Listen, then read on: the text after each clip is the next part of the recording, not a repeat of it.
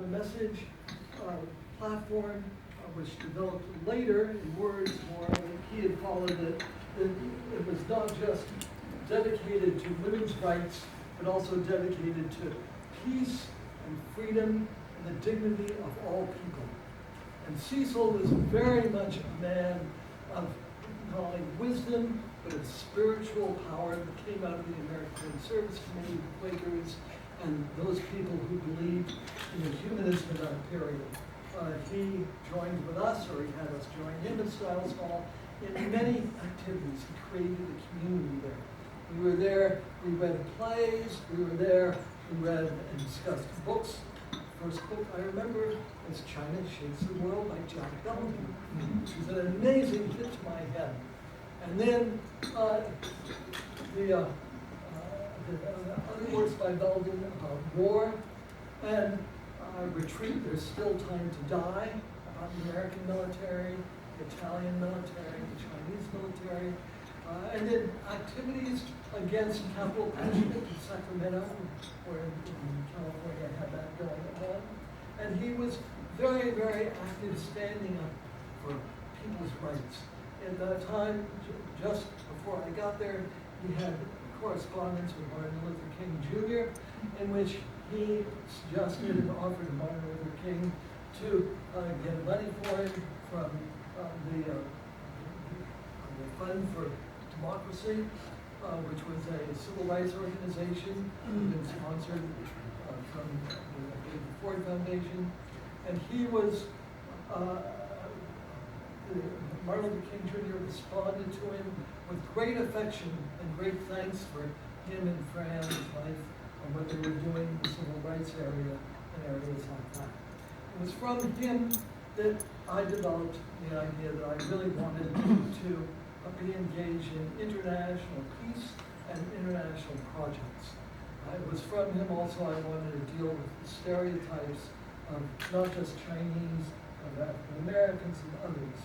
And so the first thing I did for the committee was to write for them a pamphlet on the way American textbooks on China and to evaluate them. And of course that was very easy to do because they were just terrible.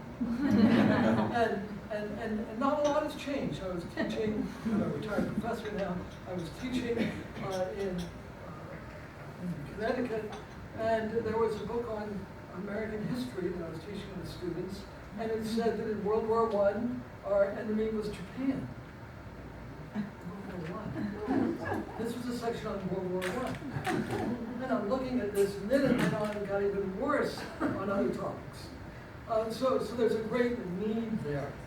I also, in doing that, ended up, when I looked at Taiwan, I ended up in, which I like to do a lot, looking at the covers of books and the dust jackets, and found that with Taiwan, I'll make it very brief, the books and dust jackets were just one color, usually green at first.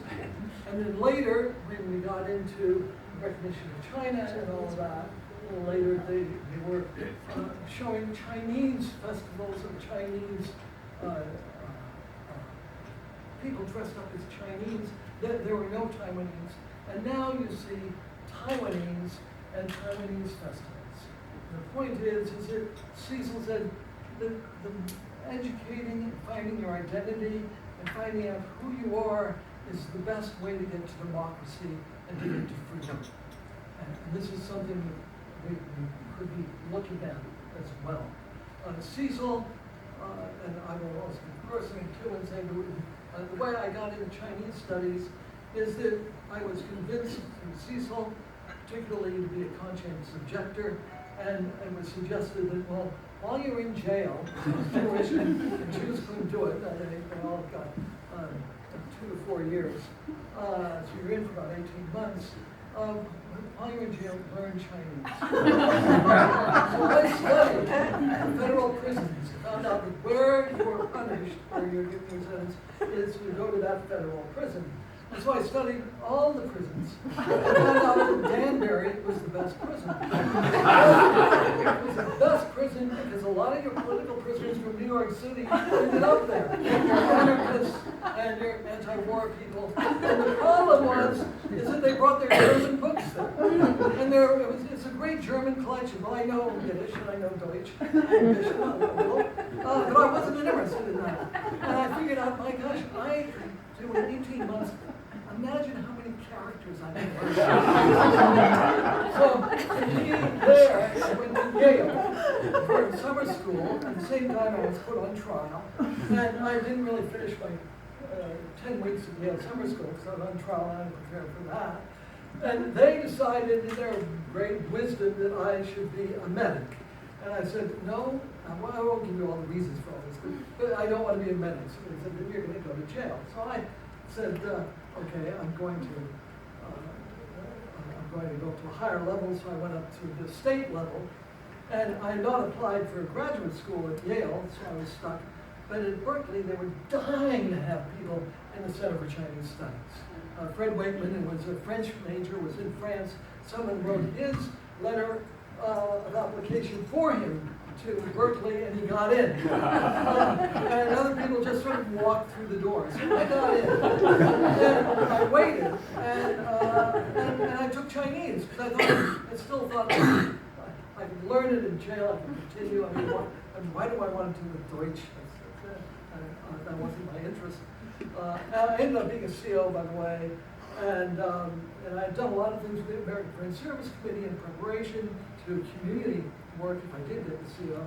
And I got the CO, and my local board said, you're morally unfit to be in the military or out. So I had 3 cards. In any case, I do want to channel for a moment Cecil Thomas's feelings here that what he saw in the National Committee, along with all of the things he wrote about in a great history of that, but what he saw was that this was a means to help people develop their identity, to develop their community, to develop their democracy, to develop their freedom, and most important, in the words of the